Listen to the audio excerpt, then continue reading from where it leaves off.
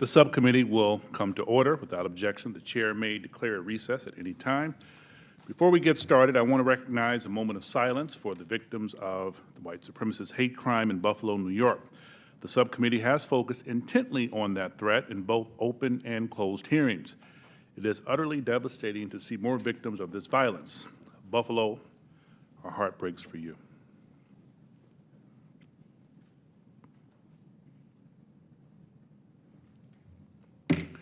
With that, I ask my colleagues to join, we will now turn to the business of this hearing. More than 50 years ago, the U.S. government ended Project Blue Book, an effort to catalog and understand sightings of objects in the air that could not otherwise be explained. For more than 20 years, that project had treated unidentified anomalies in our airspace as a national security threat to be monitored and investigated. In 2017, we learned for the first time that the Department of Defense had quietly restarted a similar organization tracking what we now call unidentified aerial phenomena, or UAPs. Last year, Congress rewrote the charter for that organization, now called the Airborne Object Identification and Management Synchronization Group, or Aimsog for short. Today, we will bring that organization out of the shadows. This hearing and oversight work has a simple idea at its core. Unidentified aerial phenomena are a potential national security threat, and they need to be treated that way. For too long, the stigma associated with UAPs has gotten in the way of good intelligence analysis. Pilots avoided reporting or were laughed at when they did. DoD officials relegated the issue to the back room or swept it under the rug entirely, fearful of a skeptical national security community. Today, we know better. UAPs are unexplained, it's true, but they are real. They need to be investigated, and many threats they pose need to be mitigated. Undersecretary Moultrie, Mr. Bray, thank you for coming today. First, we need you to update us on the status of Aimsog. The legislation creating it was passed in December. The deadline for implementation is fast approaching, but the group does not even have a named director. We need to know, sirs, the status of the organization and the obstacle to getting it up and running. Secondly, you have to convince the audience today, and most especially our military and civilian aviators, the culture has changed. That those who report UAPs will be treated as witnesses, not as kooks. Thirdly, you need to show us, Congress, and the American public whose imaginations you have captured. You are willing to follow the facts where they lead. You know, we fear sometimes that the DoD is focused more on emphasizing what it can explain, not investigating what it can't. I'm looking for you to assure us today that all conclusions are on the table. One final note, we are mindful today that Aimsog is not starting from scratch. This is the third version of this task force in DoD, and civil society groups like the Mutual UFO Network, Mr. Corbell and others have been collecting data on this issue for years. I hope you'll explain how you can leverage the knowledge and experience of our prior work on this matter to move the Aimsog along. The last time Congress had a hearing on UAPs was half a century ago. I hope that it does not take 50 more years for Congress to hold another, because transparency is desperately needed. I now turn to Ranking Member Crawford for comments he'd like to make. Thank you, Mr. Chairman. Honorable Moultrie, Mr. Bray, thank you for coming here today. We appreciate it. To begin the open dialogue between Congress and the executive branch on this important topic. While this topic evokes creative imaginations of many, aside from all the hype and speculation, there are important underlying issues posed by UAPs. Despite the serious nature of this topic, I have to say I'm more interested in our understanding of Chinese and Russian hypersonic weapon development, or understanding why this administration was so slow to share actionable intelligence with the Ukrainians. However, inasmuch as this topic may help us better understand unknown activities of Russia and China, I am on board. The intelligence community has a serious duty to our taxpayers to prevent potential adversaries such as China and Russia from surprising us with unforeseen new technologies.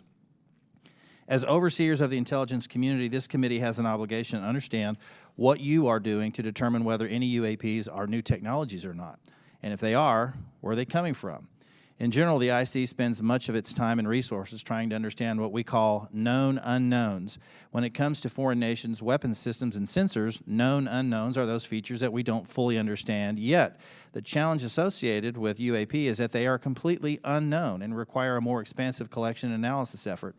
The intelligence community must balance addressing known threats to our national security with preventing technical surprise. We must continue to follow the facts where they lead us and ensure that there are no technical surprises. The IC must take it seriously when there are credible observations of phenomena that seem to perform in ways that could pose a threat to safe flight operations, or that could be signs of a foreign adversary's attempt to develop a strategic technological surprise against the United States. It's also essential that our pilots and others feel they can report UAPs they observe without any stigma for doing so. This is the open, unclassified portion of our hearing. We'll have a closed, classified part later. It's important for the public to know that the classification of information exists to protect national security, not to try to hide the truth. When we're trying to determine if any UAPs are new technologies being developed by foreign governments, we are inevitably going to run into classified information about what new systems and technologies we do know are in the works here or abroad. But where information does not risk national security, it should be shared with our allies and the public when feasible. I hope that we can have your assurance to this end today. It's my hope that the intelligence community will continue to try to determine the nature of UAPs we've observed and will keep Congress fully apprised of all developments. I look forward to this hearing and continued dialogue and oversight with the intelligence community on this topic. And with that, I yield back. Gentleman yields back, and now I will turn to our distinguished chairman, Adam Schiff, for any comments he wishes to make. Thank you, Chairman Carson, for holding this open hearing on unidentified aerial phenomenon and for your leadership on this issue. Holding a portion of our discussion today in open session is critical to the cause of transparency and openness, which was Congress's intent in authorizing and funding this new task force. The larger effort that is being undertaken to study and characterize UAP reports is an important step towards understanding these phenomenon, what we know and don't know. And I look forward to hearing more during both the open session and the closed setting about how DOD and the IC are undertaking that task. UAP reports have been around for decades, and yet we haven't had an orderly way for them to be reported without stigma and to be investigated. That needs to change. UAP reports need to be understood as a national security matter, and that message needs to go out across DOD, the IC, and the whole of the U.S. government. When we spot something we don't understand or can't identify in our airspace, it's the job of those we entrust with our national security to investigate and to report back. That is why it's important that we hold this open hearing for the public to hear directly from the Department of Defense on the steps it's taking to track, analyze, and transparently communicate the work that is being done on this issue. It is also the responsibility of our government and this panel to share as much as we can with the American people, since excessive secrecy only breeds distrust and speculation. I look forward to hearing how the UAP task force is being stood up, what challenges they still face, and how this committee can make sure the task force is able to shed light on one of the world's most enduring mysteries.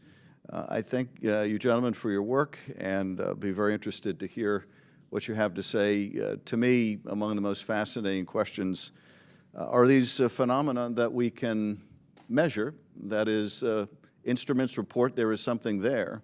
It is not the human eye confusing objects in the sky. There is something there, measurable by multiple instruments, and yet it seems to move in directions that are inconsistent with what we know of physics or science more broadly. And that to me poses questions of tremendous interest and as well as potential national security significance. So we look forward to hearing what you're able to report to us today in open session, and I want to thank Chairman Carson again for his extraordinary leadership on this issue, and I yield back.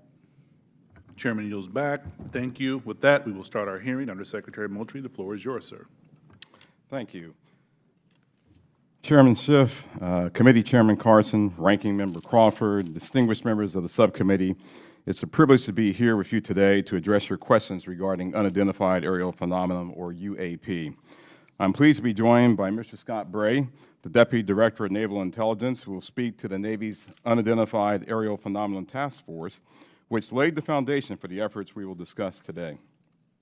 First, I'd like to thank Congress for supporting the Department's UAP efforts. The NDAA for fiscal year 2022 has helped us to establish a dedicated office to oversee processes and procedures for the timely collection, processing, analysis, and reporting of UAP-related data. What are UAP? Put simply, UAP are airborne objects that, when encountered, cannot be immediately identified. However, it is the Department's contention that by combining appropriately structured, collected data with rigorous scientific analysis, any object that we encounter can likely be isolated, characterized, identified, and if necessary, mitigated. We know that our service members have encountered unidentified aerial phenomena, and because UAPs pose potential flight safety and general security risk, we are committed to a focused effort to determine their origins.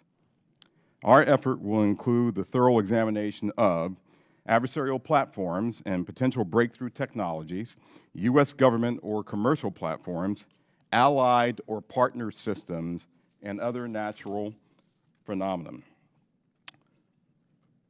We also understand that there has been a cultural stigma surrounding UAP. Our goal is to eliminate the stigma by fully incorporating our operators and mission personnel into a standardized data gathering process. We believe that making UAP reporting a mission imperative will be instrumental to the effort's success.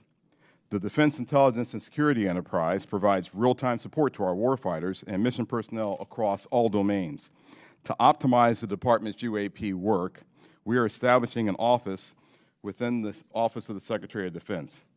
That office's function is clear: to facilitate the identification of previously unknown or unidentified airborne objects in a methodical, logical, and standardized manner. These goals will ensure that we are working closely with operational personnel on training and reporting requirements, developing data and intelligence requirements, standardizing and integrating processes and procedures for collection, operational surveillance, analysis, and reporting, leveraging our research and development capabilities to improve detection, characterization, and identification of UAPs, developing mitigating solutions and procedures, and identifying strategy and policy solutions. This effort will maximize collaboration and build upon already existing relationships with the Office of the Director of National Intelligence, the FAA, DHS, and the FBI. We are also committed to strong partnerships with the Department of Energy, NOAA, the DEA, NASA, and the national labs, and just as importantly, our international partners and allies. With regard to the importance of transparency, the Department is fully committed to the principle of openness and accountability to the American people. However, we are also mindful of our obligation to protect sensitive sources and methods. Our goal is to strike that delicate balance, one that enables us to maintain the public's trust while preserving those capabilities that are vital to the support of our service personnel. In closing, the Department is committed to this effort and welcomes the challenge. We thank you for your committed support and look forward to your questions.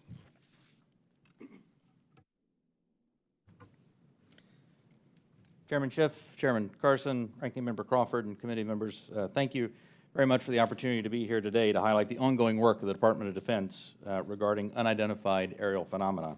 Since the early 2000s, we have seen an increasing number of unauthorized and or unidentified aircraft or objects in military-controlled training areas and training ranges and other designated airspace. Reports of sightings are frequent and continuing. We attribute this increase in reporting to a number of factors, including our work to destigmatize reporting, an increase in the number of new systems such as quadcopters and unmanned aerial systems that are in our airspace, identification of what we can classify as clutter, mylar balloons and other types of air trash, and improvements in the capabilities of our various sensors to detect things in our airspace. Almost 2 years ago, in August of 2020, Deputy Secretary of Defense Nordquist directed the establishment of the Unidentified Aerial Phenomena Task Force within the Department of the Navy. The UAP Task Force was built on the foundation of the Navy's initial efforts to respond to the reports from our aviators on unidentified objects observed in our training ranges. The basic issues then and now are twofold. First, incursions in our training ranges by unidentified objects represent serious hazards to safety of flight. In every aspect of naval aviation, safety of our air crews is paramount. Second, intrusions by unknown aircraft or objects pose potential threats to the security of our operations. Our aviators train as they would fight. So any intrusions that may compromise the security of our operations by revealing our capabilities, our tactics, techniques, or procedures are of great concern to the Navy and the Department of Defense. From the very beginning, we took these reports very seriously. We instituted a data-driven approach to the investigations where we could collect as much data as possible and use all available resources to analyze and make informed decisions on the best ways to address our findings. Our main objective was to transition UAP efforts from an anecdotal or narrative-based approach to a rigorous science and technology engineering-focused study. This data-driven approach requires input from a wide variety of sources. In the early stages, the task force worked to standardize the reporting mechanisms and processes to make it as easy as possible for personnel to report any engagement so that we were getting that wide range of reporting that we needed. We also spent considerable efforts engaging directly with our naval aviators and building relationships to help destigmatize the act of reporting sightings or encounters. And we worked with naval aviation leadership to provide additional equipment to record any encounter. Navy and Air Force crews now have step-by-step procedures for reporting on a UAP on their knee board in the cockpit and in their post-flight debrief procedures. The direct result of those efforts has been increased reporting, with increased opportunities to focus a number of sensors on any objects. The message is now clear. If you see something, you need to report it. And the message has been received. In fact, recently, I received a call from a senior naval aviator with over 2,000 flight hours. He called me personally from the flight line after landing to talk about an encounter that he had just experienced. Those were just the initial steps. We also made a concerted effort to assemble subject matter experts from across the Department of Defense and the intelligence community and other U.S. government agencies and departments. We forged partnerships with the research, development, and acquisition communities, with industry partners, and with academic research labs, and we brought many allies and international partners into our discussions on UAP. Additionally, subject matter experts from a wide variety of fields, including physics, optics, metallurgy, meteorology, just to name a few, have been brought in to expand our understanding in areas where we may not have organic expertise. In short, we've endeavored to bring an all-hands-on-deck approach to better understand this phenomena. So what have we learned so far? Any given observation may be fleeting or longer. It may be recorded or not. It may be observable by one or multiple assets. In short, there's rarely an easy answer. For example, let me share with you the first video that we have here today, which shows an observation in real time.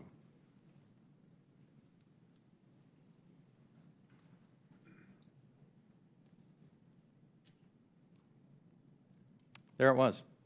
That's, in many cases, that's all that a report may include. And in many other cases, we have far less than this. As we detailed in both the unclassified and classified versions of the preliminary assessment released by the Office of the Director of National Intelligence last June, this often limited amount of high-quality data and reporting hampers our ability to draw firm conclusions about the nature or intent of UAP. As detailed in the ODNI report, if and when individual UAP incidents are resolved, they likely fall into one of 5 potential explanatory categories: airborne clutter, natural atmospheric phenomena, U.S. government or U.S. industry developmental programs, foreign adversary systems, or a other bin that allows for a holding bin of difficult cases and for the possibility of surprise and potential scientific discovery. We stand by those initial results. Since the release of that preliminary report, the UAP Task Force database has now grown to contain approximately 400 reports. The stigma has been reduced. We've also made progress in resolving the character of a limited number of UAP encounters. For example, let me show you a couple of another video and image taken years apart in different areas. In this video, U.S. Navy personnel recorded what appears to be triangles, some flashing, recorded several years ago, off the coast of the United States. This was recorded while the U.S. Navy ship observed a number of small unmanned aerial systems in the area. And importantly, the video was taken through night vision goggles with a single lens reflex camera. These remained unresolved for several years.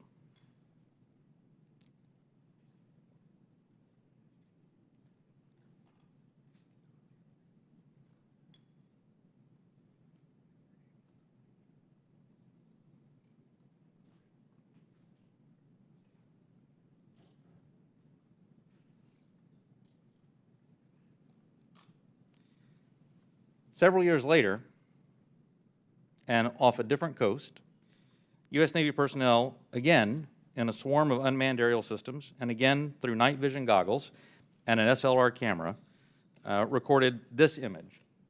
But this time, other U.S. Navy assets also observed unmanned aerial systems nearby. And we're now reasonably confident that these triangles correlate to unmanned aerial systems in the area. The triangular appearance is a result of light passing through the night vision goggles and then being recorded by an SLR camera. Now, I don't mean to suggest that everything that we observe is identifiable, but this is a great example of how it takes considerable effort to understand what we're seeing in the examples that we are able to collect.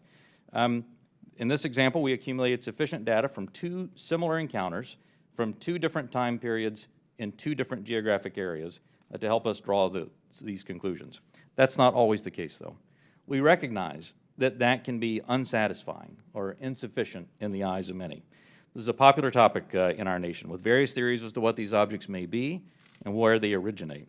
By nature, we are all curious and we seek to understand the unknown. And as a lifelong intelligence professional, I'm impatient. I want immediate explanations for this as much as anyone else. However, understanding can take significant time and effort. It's why we've endeavored to concentrate on this data-driven process to derive fact-based results. And given the nature of our business, national defense, we've had to sometimes be less forthcoming with information in open forums than many would hope. If UAP do indeed represent a potential threat to our security, then the capabilities, systems, processes, and sources we use to observe, record, study, or analyze these phenomena need to be classified at appropriate levels. We do not want potential adversaries to know exactly what we're able to see or understand, or how we come to the conclusions we make. Therefore, public disclosures must be carefully considered on a case-by-case basis. So what's next? We're concentrating on a seamless transition to the new organization. And future analysis of complicated issues of UAP issues will greatly benefit from the infrastructure, the process, and the procedures that we've developed to date. I'm confident that the task force under Navy leadership has forged a path forward that will allow us to anchor assessments in science and engineering by anecdotal evidence. We remain committed to that goal, as I know the USDI organization does as well. So thank you very much for your interest and continuing support for the UAP Task Force. The team's made a lot of progress, but we really are just establishing the foundation for the more detailed analysis that's yet to be done. And with your continued support, we can sustain that momentum necessary to produce data-centric analysis and understanding of the phenomena. I look forward to your questions. Thank you. Thank you, Mr. Bray. This is the 3rd version of this task force, and to be frank, one of Congress's concerns is that the executive branch in administration from both parties has been sweeping concerns about UAPs under the rug by focusing on events that can be explained and avoiding events that cannot be explained. What can you say to give the American people confidence that you aren't just focusing our attention on low-hanging fruit with easy explanations? Congressman, I'll start, and then Mr. Bray, please feel free to weigh in. So the way that we're approaching this is with a more thorough, standardized methodology than what we have in the past. First and foremost, the Secretary of Defense is chartering this effort. This is not someone lower in the Department of Defense. And he has assigned that task to the Office of Secretary of Defense, the Undersecretary for Intelligence and Security. That's me, because I'm responsible for looking at intelligence matters. I'm responsible for security matters. This is potentially both. So when you start concerning ourselves with the safety of our personnel, the safety of our installations and bases, there's no other higher priority than what we have than actually getting after this. And as you have stated, we have been assigned that task to actually stand up an office, the Aimsog, which I believe the name, sir, will likely change. But we have moved forward in terms of moving to establish that office. We have, as of this week, picked a director for that effort, a very established and accomplished individual.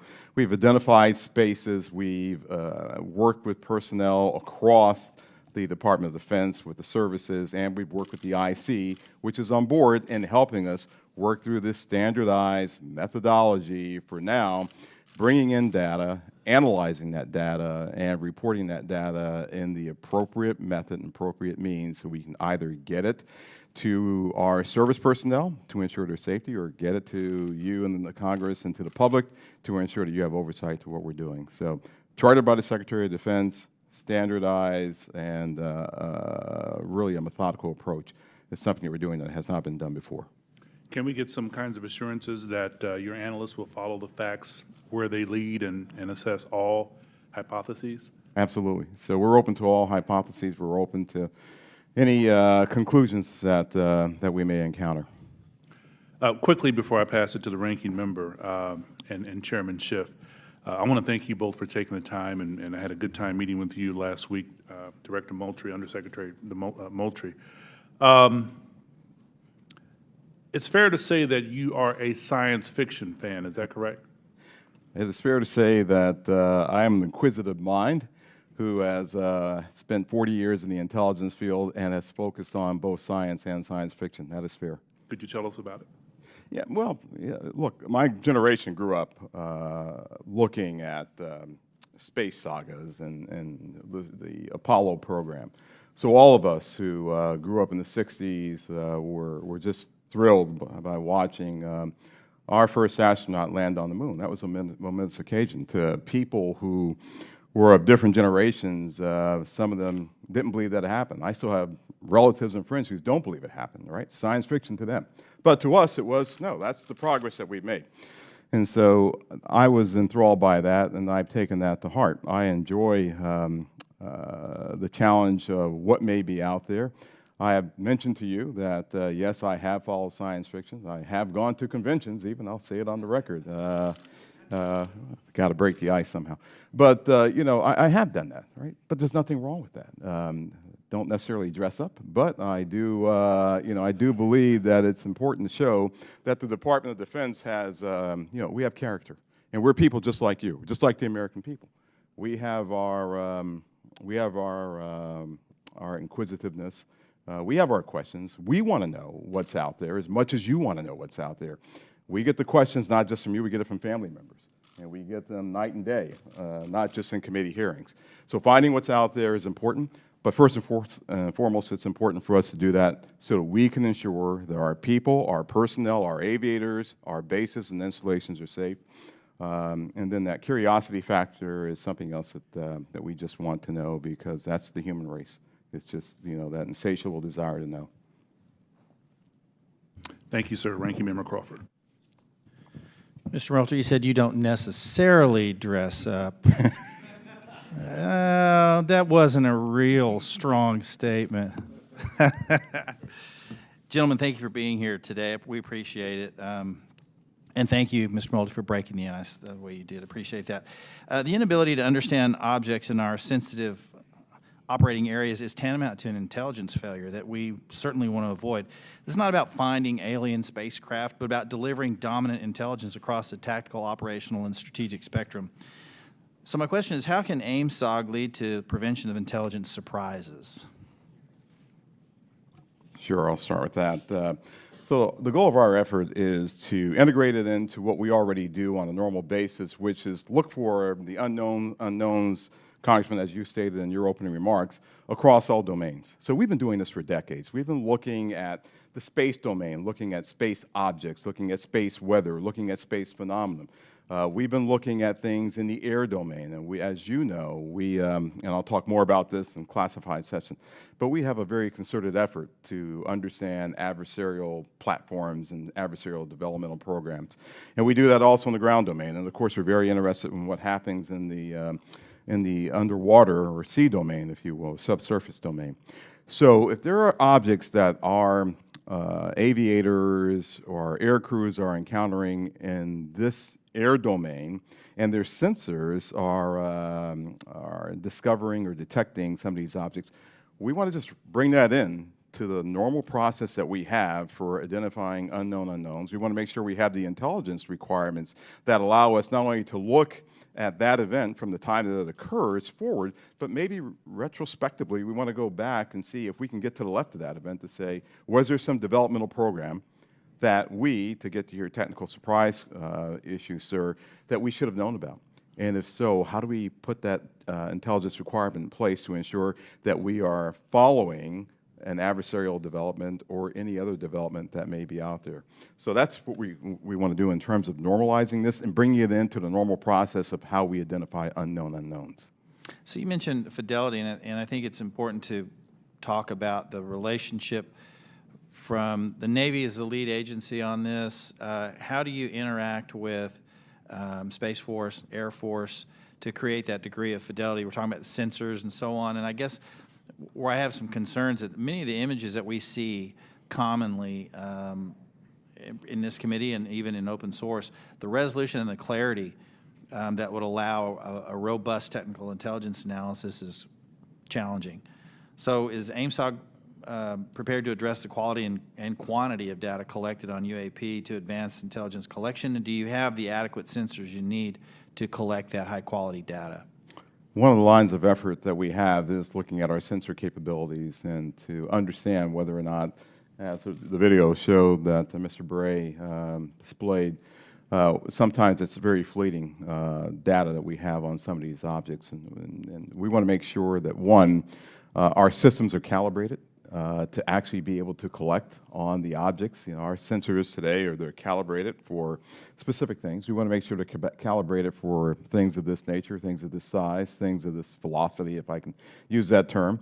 We want to make sure that once we have that data is stored in some standardized method that we can then extract and that we can feed into our system real time. So we do not want this to take some prolonged period of time for us to get that data. But our goal is absolutely to have that high fidelity information that we get from all sensors, and we want to be able to integrate that with what we may have off of ground-based sensors. So whatever we may have on a platform, whatever we may have on the ground, whatever we may have from other sensors that we may have in different domains, we want to be able to integrate that all and get this integrated picture as we would, as I said, with any other unidentified objects or things that we are tracking as a part of our normal intelligence responsibilities.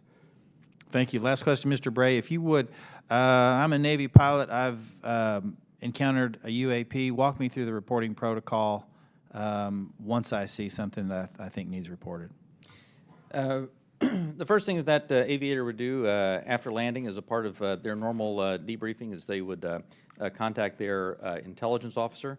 Their intelligence officer would then walk them through first filing a, data preservation to ensure that whatever sensor data may be on the aircraft, that we preserve that so that it's available for later analysis.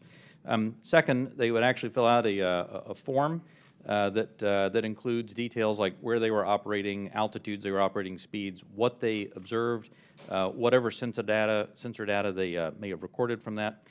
And then that report is filed. It goes two places. One, it goes through the operational chain of command, so that operational units are aware of what's being observed, and also through the UAP task force, so that they can take that data, database it, and quite often have individuals from the task force contact the aviator and ask them additional questions if there were things that weren't clear in the report.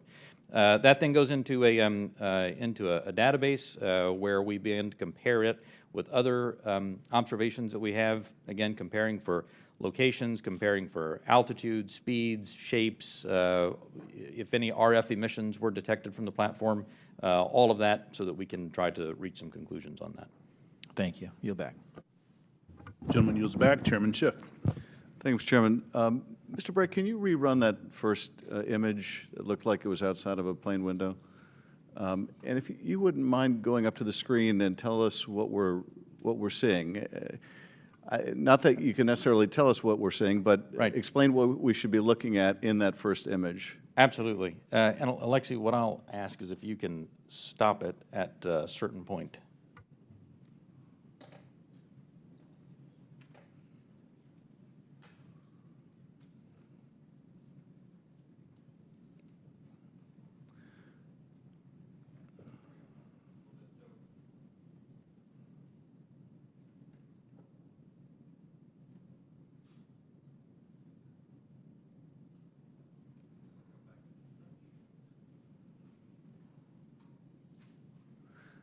And are we looking outside of a civilian aircraft window? Is that what we're looking at? You're looking outside a U.S. Navy F-18. Okay. And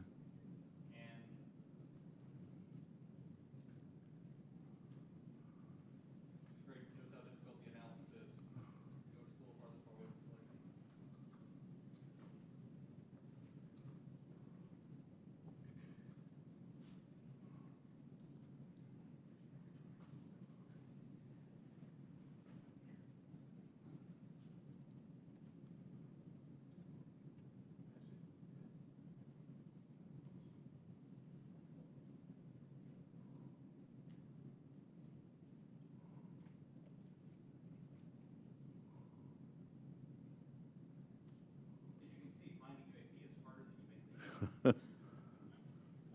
What you'll find eventually on this, when we find the right frame, is for literally about one frame here is a spherical object that passes right through here, passes right through there because the aircraft is moving pretty fast in this direction with the flyby of it. And it is a, Is that it right there?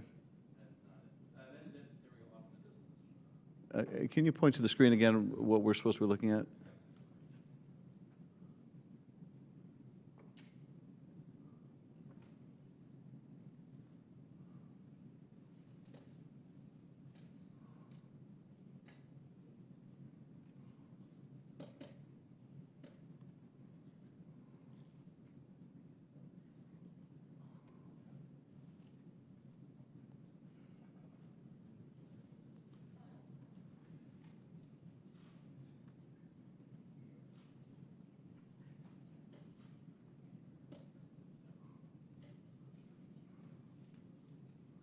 Is right. Okay, if you could stop that frame. That's not the one. No, it's not the one.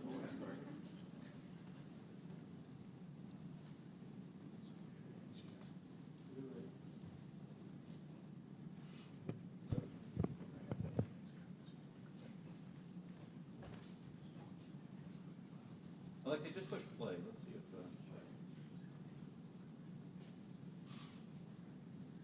Here's what you'll see coming up right here is there it went. Now back up just a spherical object right here. It zooms by the window right in this area right there. There we go. Could you see that part right there again going by? I think we're having a hard time stopping it in the right spot.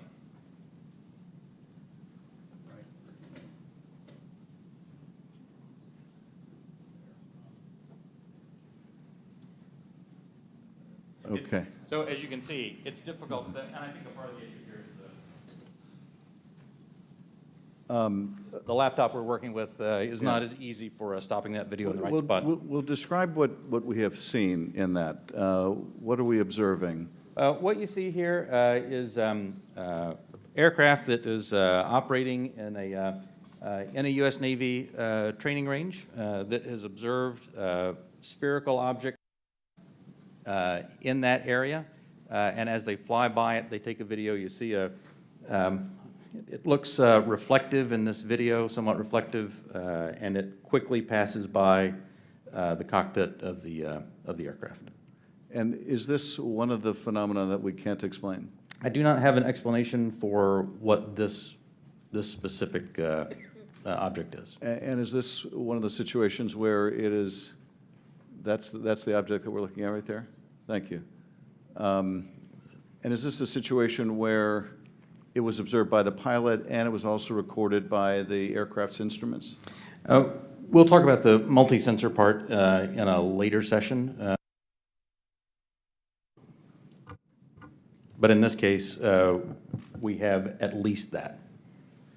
In the Director of National Intelligence 2021 unclassified report, the ODNI reported 144 UAPs between 2004 and 2021, 80% of which were recorded on multiple instruments. And I take it, with respect to some of those, you had a pilot seeing them if it was observed by a pilot, right, and you had multiple instruments recording it. So you really have three sensors, the human sensor and two technical sensors detecting the object, is that? For the majority of incidents that we had in the last year's report, the majority had multi-sensor data.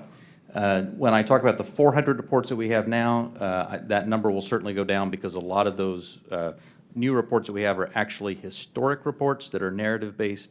So that percentage will go down just as a factor of the fact that the destigmatization has resulted in more narrative reports. And that's the object we're looking at right there now, right? That's it right there. Okay.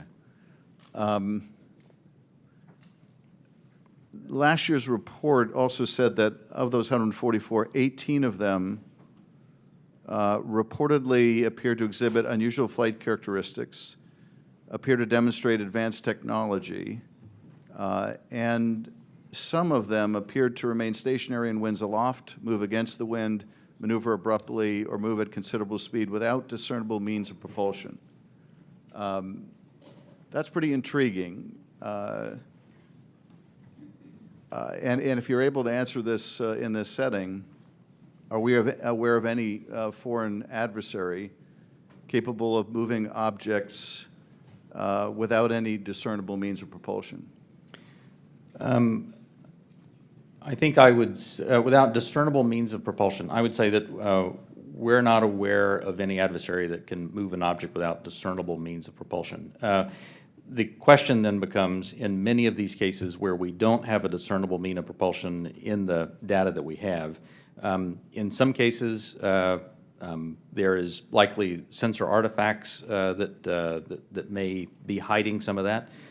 There's certainly some degree of something that looks like signature management that we have seen from some of these UAP, but I would caution. I would simply say that there are a number of events in which we do not have an explanation, and there are a small handful in which there are flight characteristics or signature management that we can't explain with the data that we have. We'll continue. Those are obviously the ones that are of most interest to us. Earlier, when we asked about how you avoid technological surprise, the biggest way you avoid technological surprise is by collecting this type of data and by, importantly, calibrating the assumptions that you go into with how you do that analysis. I'll tell you, within the UAP task force, we have one basic assumption, and that is that generally speaking, our sensors operate as designed. And we make that assumption because many times these are multi-sensor collections. We make no assumptions about the origin of this or that there may or may not be some sort of technology that we don't understand. That's, I think, the key to avoiding technological surprises by calibrating those assumptions. And finally, with respect to the second two videos showing the small triangles, the hypothesis is that those are commercial drones that, because of the use of night vision goggles, appear like triangles. Is that the operating assessment? Some type of drone, some type of unmanned aerial system, and it is simply that light source resolves itself through the night vision goggles onto the SLR camera as a triangle. And have we, in order to prove that hypothesis, flown a drone and observed it with that same technology to see whether we can reproduce the effect? The UAP Task Force is aware of studies that have done that. Okay. Thank you, Mr. Chairman. I yield back. Gentleman yields back. Dr. Winstrup. Thank you, Mr. Chairman. Thank you all for being here. My first question is, through this process where there's been sightings, have the sightings been stationary, or have they always been sighted from a moving object, from a plane or a ship that may be moving? Have these reports ever come from a stationary object being observed in the sky? The UAP Task Force does have reports from stationary, reports from a stationary observer. Because there's a difference observing something when you're moving as Right. well. It's physics, right? So that's Right. why I asked that question. Are we capable, or have we made any breakthroughs, or anyone made any breakthroughs, to be able to cite something and make some determination at all of its composition, whether it's a solid or a gas? Is there any such capability? From Not asking what, I'm just... Right.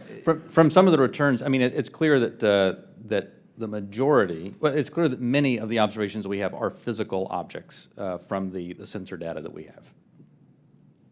Well, gas is physical, is a physical object. It can be, and so, and you see where I'm going with this. I'm trying to determine what it is we're looking at. So if we can decide if something is a solid or a gas, and if there have been any conclusion on its capabilities, like its capabilities of movement, of turning, going, 180 degrees or 90-degree turn, anything along that line that we've been able to determine.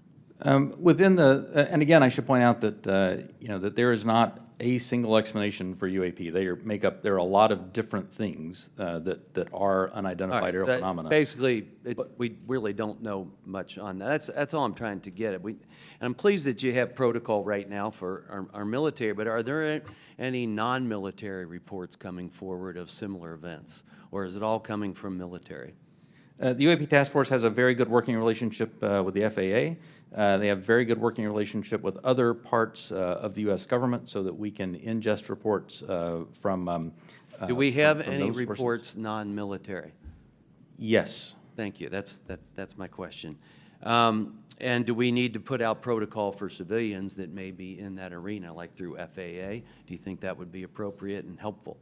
I think standardized reporting, without a doubt, is key to helping us get to ascertain what some of these are. I think it would be important as well. Do we, there are other people besides the U.S. that have had these experiences and reported them? Is that correct? There are, that's correct. Is it all of our allies, or is it allies and adversaries? What have we learned publicly? So some of that, I think, sir, we'll save for closed session. Well, that goes to my next question. Publicly, have others made anything which would not have to be considered closed? I don't want you to answer what they've said necessarily. Allies have seen these. China has established its own version of a UAP task force, so clearly a number of countries have observations of things in the airspace that they can't identify. And do we share data with some, with all? Are they sharing with us? We share data with some, and some share data with us. But not necessarily all that have publicly reported something? That's correct. Okay. And I think that's an important thing, and for the other session, actually, that we don't discuss that now.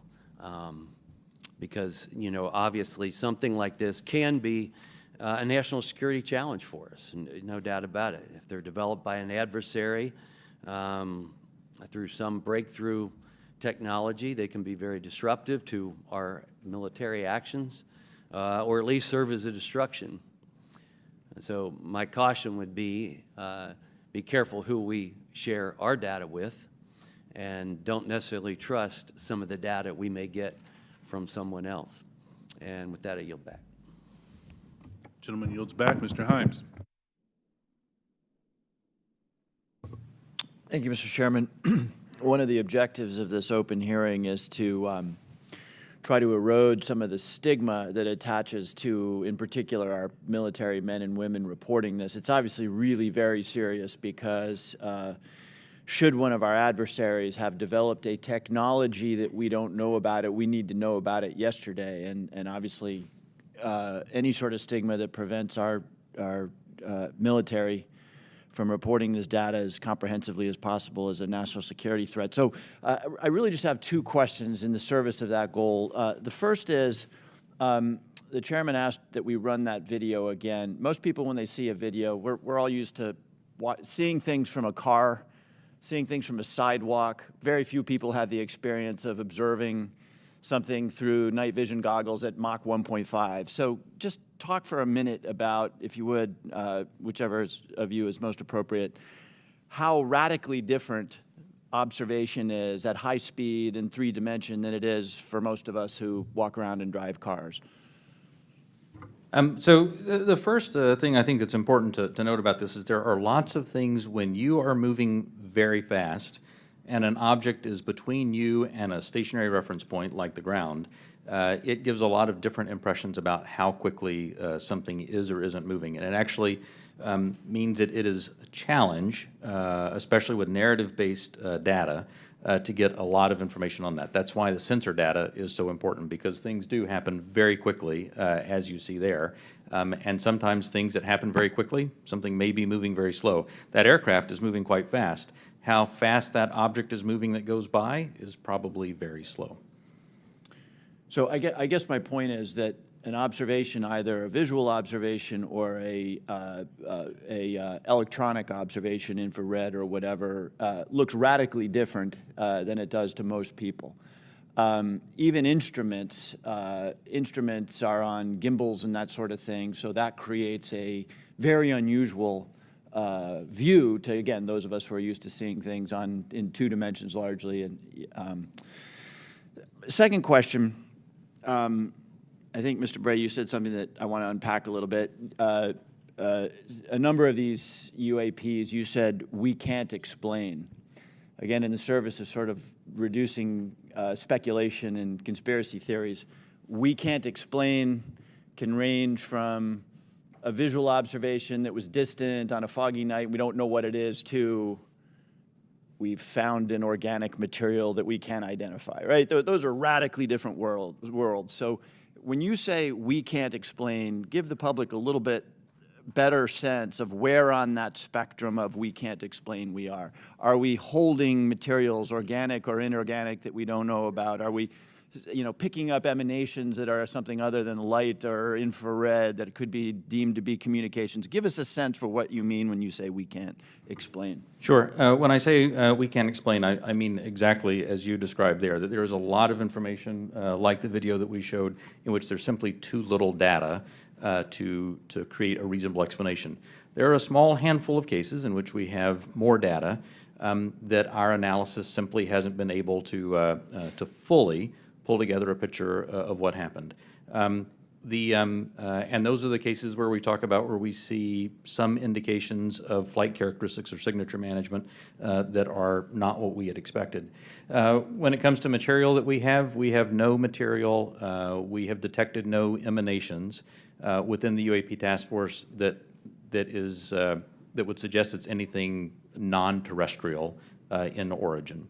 So there's, when I say unexplained, I mean everything from too little data to the data that we have doesn't point us towards an explanation, but we'll go wherever the data takes us. Again, we've made no assumptions about what this is or isn't.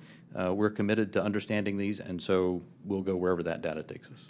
Thank you. That's very helpful, and so I think it bears emphasis. When you say we can't explain, everything that you can't explain is in a bucket called data. Is that correct? And that would mean data collected by sensors, visual observations, everything that we can't explain, quote unquote, is in a bucket called data. Right. A narrative report from the early 2000s, if it just had a little bit of information on it, would be in our database and it would be unresolved. I would add to that, it's insufficient data. I mean, that's one of the challenges we have. Insufficient data either on the event itself, the object itself, or insufficient data or plug-in with some other organization or agency that may have had something in that space at that time. So it's a data issue that we're facing in many of these instances, Congressman. Understood. Thank you very much. Yield back. Gentleman yields back. Mr. Gallagher. Thank you, Mr. Chairman. Thank you for allowing me to join this hearing. I really appreciate the witness's testimony. Mr. Moultrie, as the chairman mentioned, DoD had an initiative to study UFOs in the 1960s called Project Blue Book. It's also been well reported in our briefing and in other places that we have more recent projects, specifically ATIP. Could you describe any other initiatives that the DoD or DoD contractors have managed after Project Blue Book ended and prior to ATIP beginning? Did anything also predate Project Blue Book? So I can't speak to what may have predated Project Blue Book. I mean, of course, there's Roswell and all these other things that people have talked about over the years. I'm familiar with Blue Book. I'm familiar with ATIP. I haven't seen other documented studies that have been done by DoD in that regard. So you're not aware of anything in between Project Blue Book and ATIP? I'm not aware of anything that's official that was done in between those two. Okay. Hasn't been brought to my attention. Okay. Additionally, are you aware of any other DoD or DoD contract programs focused on UAPs from a technological engineering perspective? And by that I mean, are you aware of any technology initiatives focused on this topic other than initiatives focused on the individual case investigations? I am not aware of any contractual programs that are focused on anything related to this other than what we are doing in the Navy Task Force and what we are about to launch in terms of our effort. Same question for you, Mr. Bray. Same answer, not aware of anything outside what we are doing in the UAP Task Force. So just to confirm, you're not aware of any technology or engineering resources that have been focused on these efforts besides what we've mentioned today? Once again, I'll say no contractual or programmatic efforts that are involved. And the reason why I qualify it that way, let me qualify it that way. I can't speak to what people may be looking at in the department. Somebody says, I'm looking at something that may be unidentified, and I can't speak to that.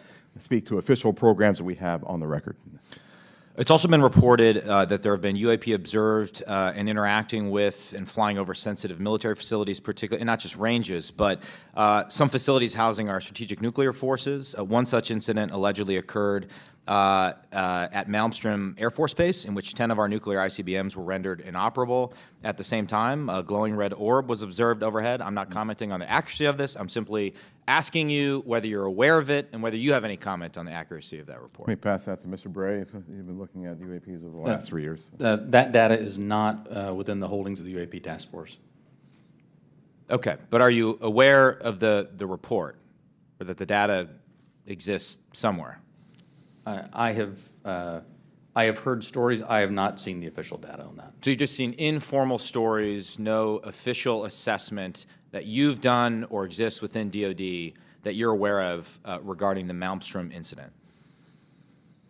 All I can speak to is what's within my cognizance of the UAP Task Force, and we have not looked at that incident. Well, I would say, it's a pretty high-profile incident. I don't claim to be an expert on this, but that's out there in the ether. You're the guys investigating it. I mean, who else is doing it? If something was officially brought to our attention, we would look at it. There are many things that are out there in the ether that aren't officially brought to our attention. So how would it have to be officially brought to your attention? I'm bringing it to your attention. Sure, this is pretty official. Sure. So we'll go back and take a look at it, but generally there is some authoritative figure that says there is an incident that occurred. We'd like you to look at this. But in terms of just tracking what may be in the media that says that something occurred at this time, at this place, there are probably a lot of leads that we would have to follow up on. I don't think we are resourced to do that right now. Well, I don't claim to be an authoritative figure, but for what it's worth, I would like you to look into it. And Sure. if for no other reason, you could dismiss it and say this is not worth wasting resources on. Will do. And then finally, are you aware of a document that appeared around 2019, sometimes called the Admiral Wilson Memo or EW Notes Memo? I am not. You're not. Are you tracking? I'm not personally aware of that. Okay. This is a document in which, again, I'm not commenting on the veracity. I was hoping you would help me with that, in which a former head of DIA claims to have had a conversation with the Dr. Eric Wilson and claims to have sort of been made aware of certain contractors or DoD programs that he tried to get fuller access to and was denied access to. So you're not aware of that? I'm not aware, Congressman. In my 10 seconds remaining, then, I guess I just would ask, Mr. Chairman, unanimous consent to enter that memo into the record. Without objection. Thank you, Mr. Chairman. Appreciate it. Mr. Krishnamurthy. Thank you, Mr. Chair, and thank you to both of you for appearing today and for your public service. First question is, there have been no collisions between any U.S. assets and one of these UAPs, correct? We have not had a collision. We've had at least 11 near misses, though. And maybe we'll talk about those 11 near misses or any place where there's close proximity. I assume, or tell me if I'm wrong, there's been no attempt, there's no communications or any kind of communication signals that emanate from those objects that we've detected, correct? That's correct. And have we attempted to communicate with those objects? No. So we don't even put out a alert saying, U.S. Identify yourself. You are, within our flight path or something like that. We haven't said anything like that. We've not put anything out like that. Generally speaking, for example, in the video that we showed earlier, it appears to be something that is, unmanned, appears to be something that may or may not be in controlled flight, and so we've not attempted any communication with that. Okay, so, and I assume we've never discharged any armaments against a UAP, correct? That's correct. How about wreckage? Have we come across any wreckage of any kind of object that has now been examined by you? The UAP task force doesn't have any wreckage that isn't explainable, that isn't consistent with being of terrestrial origin. Do we have any sensors underwater to detect on submerged UAPs? Anything that is in the ocean or in the seas? So I think that would be more appropriately addressed in closed session, sir. Okay. I think one of the biggest questions that I have is, we say with a lot of probability, we say they, quote unquote, probably do represent physical objects, close quote. When we say probably, is that because we cannot conclusively say that they are physical objects? In the task force report, when I say probably represent physical objects, most of them represent physical objects. There could be some that are more of a meteorological phenomena, something like that, that may not be a physical object in the sense that most people think of something you could go up and touch. But the ones where you say most of them represent physical objects, can you say that they are definitely, like with 100% certainty, that they are physical objects? I can say with certainty that a number of these are physical objects. Okay, so we can't rule out that some of them may not be physical objects. So, some certainly could be a sensor anomaly or something like that. Some could be. Now, how about with regard to UAPs? We've talked about UAPs on training areas, but obviously there's some sensor bias. I would think we put sensors in training areas. How about with regard to non-training areas? Do we track what's in open source and what civilians and others have tracked? And have we found similarities to what they've observed in terms of UAPs in non-training areas to the ones that are in training areas? The UAP task force has worked very hard to make sure the data set that we're working with is a data set that we have very good control over that data. So we have some partnerships with FAA so that we get some of that, so we get that reporting in.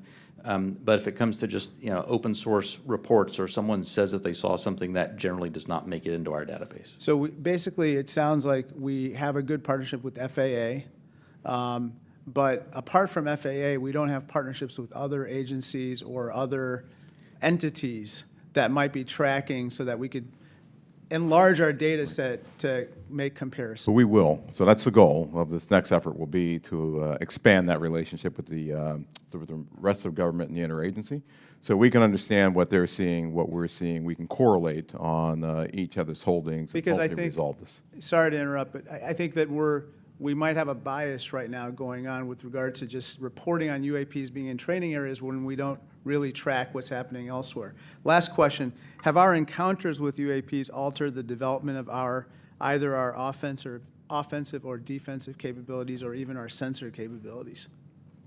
We'd save that for the closed session. Okay, great, thank you. Mr. LaHood. Thank you, Mr. Chairman, and want to thank the witnesses for being here today. Obviously, this topic of UAPs has attracted a lot of interest in people that are curious about this hearing today.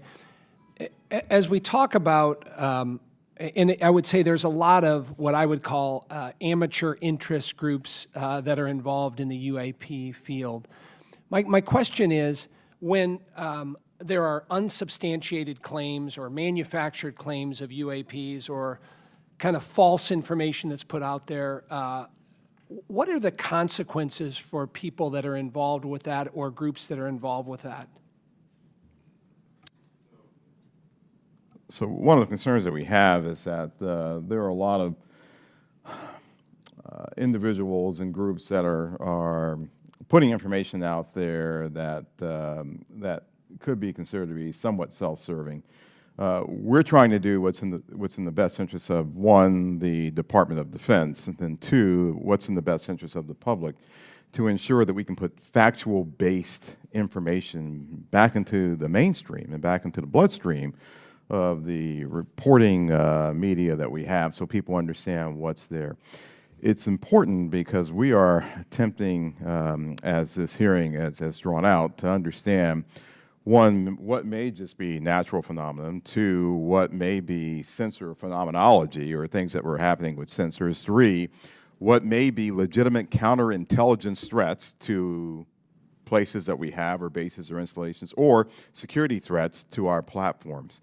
And anything that diverts us off of what we have with the resources that have been allocated to us, send us off in these spurious chases and hunts that are just not helpful. And they also they also contribute to the undermining of the confidence that the Congress and the American people have that we are trying to get to the root cause of what's happening here, report on that, and then feed that back into our national security apparatus so we are able to protect the American people and our allies. So it is harmful, it is hurtful, but hopefully if we get more information out there, we'll start to lessen the impact of some of those spurious reports. So just taking that a step further, so that misinformation, false narratives, manufactured, so what are the consequences? Are there legal consequences? Are there examples that you can give us where people have been held accountable by this misinformation or disinformation? I can't give you, any examples where somebody's been legally held liable for putting something out there, but... Well, I guess what's the deterrent from people engaging in this activity? I don't know. I don't have that answer. That's something that, welcome the dialogue with Congress to talk about that with the members who, help legislate those laws to say what should be the legal ramifications that we could use to potentially hold individuals accountable, whether it be citizens or information that might be injected into our media by other forces or other countries, if you will. And in terms of DOD's review and analysis in this field, I mean, is there a standard in place when it comes to UAPs? I mean, is there any guidance you look to that's codified in law or otherwise within DOD that kind of sets out the standards for UAPs and what to look for? I think that's part of what the group that we're standing up now will be chartered to do. We're actually, from my organization, we'll be looking at policy and standards that we have to come to you and work with you to actually put in place and promulgate across our government. Thank you. I yield back. Gentleman yields back. Mr. Welch. Thank you. I'm going to follow on the line of questions from Mr. LaHood. Gentlemen, what seems incredibly difficult for you is that there's two almost competing but different narratives. One is no one knows whether there's extraterrestrial life. It's a big universe, and it would be pretty presumptuous to have a hard and fast conclusion. And then if there is, it's not beyond the realm of possibility that there is some exploration coming here. And that underlies a lot of the reports you get. I think Mr. LaHood was asking about that. People think there must be extraterrestrial life, and it's not at all beyond the pale that there would be a visit here. On the other hand, as the DoD, you have the responsibility to make sure that our national security is protected, and that if there are surveillance drones or active drones that can disable our systems, that has to be analyzed, has to be stopped.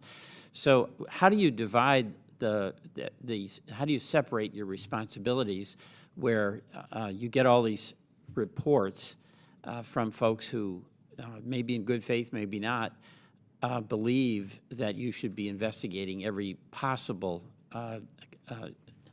report of a extraterrestrial incident? I'll start with you, Mr. Moultrie. Sure, indeed, Congressman, and thank you for the question. It's important that we, as a part of this effort, really build out the relationship that we have with others, including NASA, and for the reasons that you just pointed out. So there are elements in our government that are engaged in looking for life in other places, and they have been doing that for decades, right? They've been searching for extraterrestrial life. There are astrobiologists who have been doing this too. We're a part of that same government, and so our goal is not to potentially cover up something if we were to find something. It's to understand what may be out there, examine what it may mean for us, if there are any, from a defense perspective, any national security implications or ramifications, but then to work with organizations as appropriate, if it's a weather phenomenology with NOAA, if it's a potential for extraterrestrial life or an indication of extraterrestrial life with someone like NASA. So the transparency actually is very important. Completely. For public consumption. Completely. But we're going to have a classified briefing, and without going into the details of what kinds of secrets that we can't share here, what is it, what are we protecting? I don't know if you can answer this question in this open forum, but in fact, your perception of what it is we have to, quote, protect. So I think right now what's really important for us to protect is how we know certain things. So there are a lot of things that we know, whether it be about the thinking of other leaders around the world, the weapon systems that are being developed, or how we detect things that may be threats to us. Many of those things are the result of some of our most sensitive sources and methods, and we'll use those things not just for this effort, but those same sources and methods are used to help protect us from adversaries and from others who might mean to do us harm. There aren't separate UAP sensors. There's not a separate UAP processing computer. There's not a separate UAP dissemination chain or whatever. So it's the same process. It's the same system that we have that helps us do all that. We need to protect that because this is something that we're looking at, but we're sure there are going to be other things that we'll look at in the future that will need those same sensors, we'll need those same sources and methods to help us do. So we're protecting the fact of that this nation has developed capabilities that enable us to know what may be threats to us and to counter those threats before they become something of a national issue. Thank you very much. I want to thank both you, Mr. Bray, and you, Mr. Moultrie, for your appearance today. I yield back. Gentleman yields back. Gentlemen, beyond videos, is there a range of other information that the executive branch has that would be valuable to the American people while protecting sources and methods, obviously? The details of individual encounters, including the time, place, and details of an encounter? And does the Aimsog have a clear and repeatable process for considering public release as part of the process? Chairman Carson, and do you commit to building that process if it's not in place? The UAP Task Force, the security classification guide that the UAP Task Force has been operating under that I approved really was meant to protect those sources and methods and meant to protect any knowledge that an adversary intelligence entity may gain from understanding what we're tracking, how we track it, or when we're tracking it, or if we're not. And so that has been an important piece in the balance between transparency and preserving our warfighting advantage, because the U.S. military does train as it would fight. What I will commit to is, at least for that material that's under my authority as the Deputy Director of Naval Intelligence, for information that we have when it does not involve sources and methods, and when we can, with a reasonable degree of confidence, determine that it does not pose a foreign intelligence or national security threat, and it's within my authority to do so, I commit to declassifying that. So I believe very much in the transparency of this, and we work very hard to balance that with our national security needs. And I'll just add, Congressman, just over the last 3-4 months, I think that the intelligence community and the national defense apparatus have disclosed more information on various events than it has in probably the previous 10 years. You have our commitment to work closely with the Director of National Intelligence and others in the declassification and downgrading of intel apparatus to ensure that we can get whatever information that we can out to the American people and to the public writ large. Greatly appreciated, sir. Ranking Member Crawford. Thank you, Mr. Chairman. Representative Stefanik is en route, I believe, just real quickly, but in the interim, if I could, if you'll indulge me, I just have a couple of real small questions. One is, do we have an example? Can you cite a specific example of an object that can't be explained as having been human-made or natural? I mean, the example that I would say that is still unresolved, that I think everyone understands quite well, is the 2004 incident from Nimitz. We have data on that, and it simply remains unresolved. Does not mean it resolves to being something, right, that is easily explainable or well, obviously it resolves to being something that is difficult to explain. But I can't point to something that definitively was not man-made, but I can point to a number of examples in which remain unresolved. Gotcha. With regard to videos that have appeared in open source channels, for example, the Tic Tac video, does Aimsog maintain control of videos, and how do you prevent leaks of potentially classified videos or other material? So the Aimsog, as we established that organization, we will have a process for classified and compartmented holdings, and we will find a way of getting positive control over those. We have our sensitive access programs and special access programs that allow us to put what we call SAPs around things, and then there's controlled access programs that allow us to put caps around things. So we'll have that in place. Our goal will be ensuring that we're sharing that with the appropriate analysts and the appropriate exploiters, if you will, who can look at that data too. What we don't want to do is bring something into a DoD database or a DoD holding and then have so many wrappers around it, it's not available to those who really need to look at it and to exploit it. And that's one of the reasons we're establishing relationships with the interagency, with the IC and others to be able to do that, sir. But we will do our best to maintain positive control over the materials that we have within our holdings. Thank you. Chairman Schiff.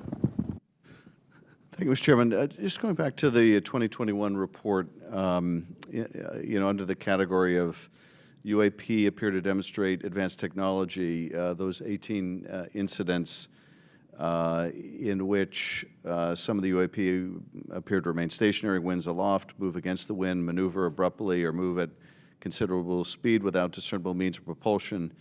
It goes on to say, in a small number of cases, military aircraft systems processed radio frequency energy associated with UAP sightings. I couldn't tell from that whether that small number of cases was a part of the subset of 18, that is, among the 18 which appeared to move with unusual pattern or flight characteristics, did some of those also emit radio frequency energy? I would have to check with our UAP task force on that. I believe, without getting into specifics that we can do in the closed session, at least some that we have detected RF emissions from were not behaving oddly otherwise. And the significance of measuring that radio frequency energy is what? That we suspect that this was some form of aircraft in which there were radio transmissions? The biggest thing that you're looking for there is any indication of an effort to jam whatever sensors that we may have looking at it. But I would also add to that radio frequency, as you know, Congressman, is used to control various platforms too. So the fact of emanations coming off of any platform, whether it be a UAV or another platform, could be radio frequency activity related to that entity transmitting out or something transmitting to that platform. And of course, we have a sensitivity with our airborne platforms of picking it up, which is one of the reasons that we try to prevent people from using their cell phones on airplanes and things like that. It's very sensitive to RF emanations. So that's a part of what we'll be looking at in the Aimsog. What is this? Is this something that we can collect on, and can we start to characterize the signaling environment around the emanations that may be coming off of some of these UAPs? So that energy then that was recorded could be either an effort to jam, or it could be an effort to control a UAV, or any other communication with that craft. I would say that's accurate. Right. Thank you, Mr. Chairman. Thank you, Chairman. As the ODNI report makes clear, one possible explanation for UAPs is that we are detecting U.S. aircraft, either secret air programs or even test prototypes. I won't ask you in this setting, obviously, to describe any secret DoD programs. That said, I do want to make sure the U.S. government isn't chasing its own tail. Firstly, do you have a clear and repeatable process to check with compartmented programs about whether a UAP sighting is attributable to a U.S. aircraft? Secondly, does the Aimsog staff have the clearances and read-ons that they need to investigate all of these incidents? And thirdly, when your staff cannot be read on, are your questions to those who are read on even being answered? So I'll start, and then I'll pass that to Mr. Bray. So we're very conscious of the potential blue-on-blue issue or U.S. on U.S., and so we've established relationships with organizations and entities that are potentially flying or developing platforms for their own interests, if you will. And our goal is to continue, and we have a repeatable process. I think we've had that process for some time, to deconflict activities that we may have to ensure that we are not potentially reporting on something that may be a developmental platform or a U.S. operational platform that is performing either testing or performing a mission. So we will have that in place. We've already had those discussions with organizations and entities. We want to ensure that we're protecting their equities. We want to ensure that we're protecting their sources and methods while also getting at what we have here. We want to be able to deconflict those. Absolutely. The UAP Task Force has had a process in place to work with other elements of the Department of Defense and other elements of the government to ensure that that there's an as simple a way as possible to deconflict those. And when we reference that in the report, I should say that we were simply accounting for the fact that there could possibly be one or two data points that had leaked through, but we were quite confident that was not the explanation.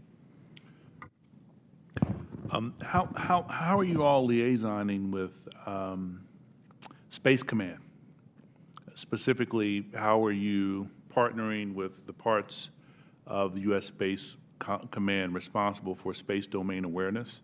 And how, if at all, are you partnering with the Space Force to analyze UAPs? The UAP Task Force has a very good relationship with Space Force, as it does with the rest of the Department of Defense. We have pulled analysts in from Space Force to ensure that that we're availing ourselves of that expertise, as well as any other material they may have that would be helpful. And Congressman, as you know, Space Force and Space Command, they have responsibility for space domain awareness. So what we've done, we coordinated with Space Force, we coordinated with their J2, and she is on board in terms of helping us plug into what they have and for us to have this interactive exchange of information and data. And we're doing that with all the services, not just with Space Force or Space Command. Thank you, sir. Ranking member, any additional questions? All right, Chairman Schiff? All right, with that, I want to thank you all for taking the time out. I also want to thank my colleagues on both sides of the aisle for participating in this very historical and important hearing. I think it's one of the few times we can demonstrate some degree of bipartisanship around UAPs and UFOs, so I love it, appreciate it, thank you. And we will see you all, we will recess this hearing for the moment and return in a closed session at noon.